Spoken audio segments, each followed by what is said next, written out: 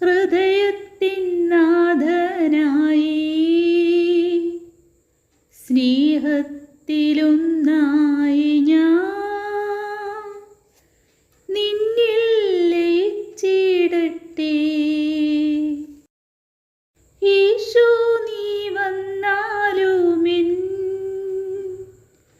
ഹൃദയത്തിൻ നാഥനായി സ്നേഹത്തിലൊന്നായി ഞാൻ നിന്നിൽ ലയിച്ചിടട്ടെ. യോഗ്യമല്ലൻ ഭവനം നാഥാ നിന്നെ എതിരേൽക്കുവാൻ. യോഗ്യമല്ലൻ ഭവനം നാഥാ നിന്നെ എതിരേൽക്കുവാൻ. ഒരു വാക്കരുളിയാലും എന്നെ നീ സുഖമാക്കിയാലും. ഒരു വാക്കരുളിയാലും എന്നെ നീ സുഖമാക്കിയാലും. യേശു നീ വന്നാലുമെൻ ഹൃദയത്തിൻ നാഥനായി സ്നേഹത്തിലൊന്നായി ഞാൻ നിന്നിൽ ലയിച്ചിടട്ടെ. നീ എൻ്റെ പ്രാണനല്ലോ, നിത്യജീവന്റെ മാർഗമല്ലോ. നീ എൻ്റെ പ്രാണനല്ലോ, നിത്യജീവന്റെ മാർഗമല്ലോ.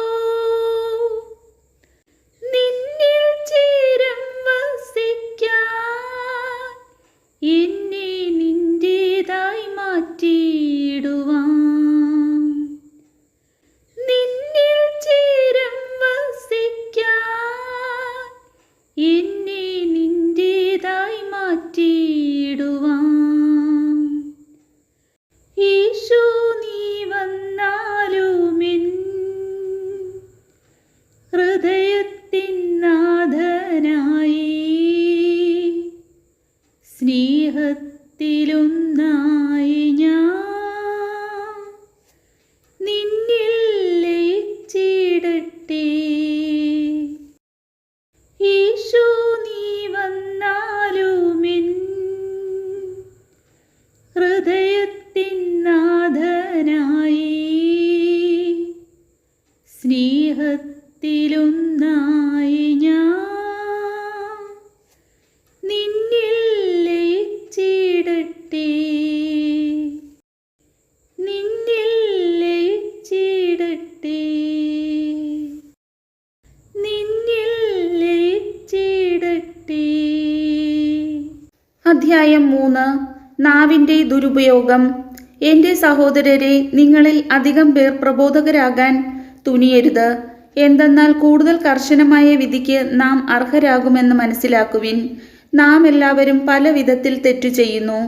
സംസാരത്തിൽ തെറ്റുവരുത്താത്ത ഏവനും പൂർണ്ണനാണ്. തൻ്റെ ശരീരത്തെ മുഴുവൻ നിയന്ത്രിക്കാൻ അവനു കഴിയും.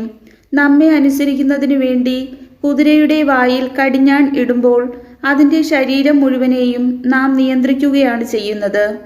വളരെ വലുതും ശക്തമായ കാറ്റിനാൽ പായിക്കപ്പെടുന്നതുമായ കപ്പലുകളെ നോക്കുവിൻ.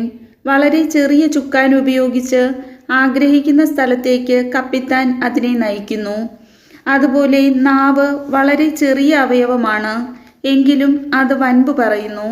ചെറിയ ഒരു തീപ്പൊരി എത്ര വലിയ വനത്തെയാണ് ചാമ്പലാക്കുക. നാവ് തീയാണ്, അത് ദുഷ്ടതയുടെ ഒരു ലോകം തന്നെയാണ്. നമ്മുടെ അവയവങ്ങളിലൊന്നായ അത് ശരീരം മുഴുവനെയും മലിനമാക്കുന്നു. നരകാഗ്നിയാൽ ജ്വലിക്കുന്ന ഈ നാവ് പ്രകൃതി ചക്രത്തെ ചുട്ടുപഴുപ്പിക്കുന്നു. എല്ലാത്തരം വന്യമൃഗങ്ങളെയും പക്ഷികളെയും ഇഴജന്തുക്കളെയും സമുദ്രജീവികളെയും മനുഷ്യൻ ഇണക്കുന്നുണ്ട്, ഇണക്കിയിട്ടുമുണ്ട്. എന്നാൽ ഒരു മനുഷ്യനും നാവിനെ നിയന്ത്രിക്കാൻ സാധിക്കുകയില്ല. അത് അനിയന്ത്രിതമായ തിന്മയും മാരകമായ വിഷവുമാണ്. ഈ നാവുകൊണ്ട് കർത്താവിനെയും പിതാവിനെയും നാം സ്തുതിക്കുന്നു. ദൈവത്തിൻ്റെ സാദൃശ്യത്തിൽ സൃഷ്ടിക്കപ്പെട്ടിരിക്കുന്ന മനുഷ്യരെ അതേ നാവുകൊണ്ട് ശപിക്കുകയും ചെയ്യുന്നു. ഒരേ വായിൽ നിന്ന് അനുഗ്രഹവും ശാപവും പുറപ്പെടുന്നു. എൻ്റെ സഹോദരരെ, ഇത് ഉചിതമല്ല. അരുവി ഒരേ ഉറവയിൽ നിന്ന് മധുരവും കയ്പും പുറപ്പെടുവിക്കുമോ? എൻ്റെ സഹോദരരെ, അത്തിവൃക്ഷത്തിന് ഒലിവ് ഫലങ്ങളോ മുന്തിരിവള്ളിക്ക് അത്തിപ്പഴങ്ങളോ പുറപ്പെടുവിക്കാൻ കഴിയുമോ? ഉപ്പിന് വെള്ളത്തെ മധുരീകരിക്കാനാവുമോ? യഥാർത്ഥ ജ്ഞാനം.